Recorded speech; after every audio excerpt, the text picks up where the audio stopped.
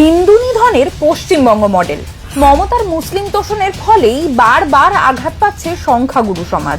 পশ্চিমবঙ্গের রাজনীতিতে এখন সবচেয়ে বড় অস্ত্র তোষণ, আর সেই তোষণের রাজনীতির প্রধান কারিগর মুখ্যমন্ত্রী মমতা বন্দ্যোপাধ্যায়।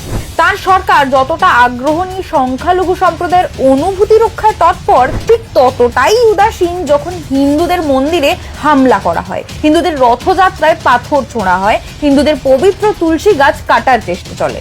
সম্প্রতি মহরমের শোভাযাত্রাকে কেন্দ্র করে রাজ্যের একাধিক জেলায় যে সমস্ত ভয়াবহ ঘটনা ঘটেছে, তাতে স্পষ্ট এই সরকার হিন্দুদের নিরাপত্তা দিতে চায় না, বরং অপরাধীদের প্রশ্রয় দিতে চায়। নন্দীগ্রাম আসারতলা মহরমের শোভাযাত্রার সময় রাস্তার ডালপালা কাটায় কেউ কিচ্ছু বলেনি, কিন্তু একদল মুসলিম যুবক একটি পবিত্র তুলসী গাছ কাটতে উদ্যত হলে গ্রামবাসীরা বাধা দেন। তারা গাছ কাটছিল, অথচ সেটা শোভাযাত্রার গতিপথে ছিল না। হিন্দুরা একজোট হয়ে রুখে দাঁড়ালে প্রশাসন আলো নিভিয়ে মাইক বন্ধ করে শোভাযাত্রা চুপচাপ পার করিয়ে দেয়। প্রশ্ন, কি কারণে প্রশাসন আগে এই হস্তক্ষেপ করেনি? এই উস্কানি কি পরিকল্পিত নয়?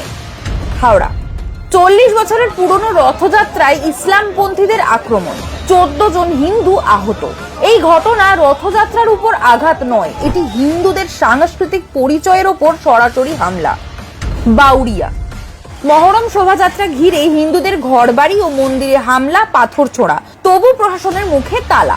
এমনকি মন্দিরে হামলার অভিযোগ খারিজ করে বলা হয় ছোট ঘটনা।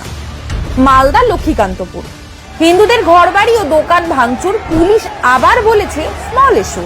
এটি কি প্রশাসনের পক্ষপাত দুষ্টতা নয়? ভগবানপুর রাস্তায় জোর করে হিন্দুদের কাছ থেকে চাঁদা আদায়, না দিলে শারীরিক নিগ্রহ।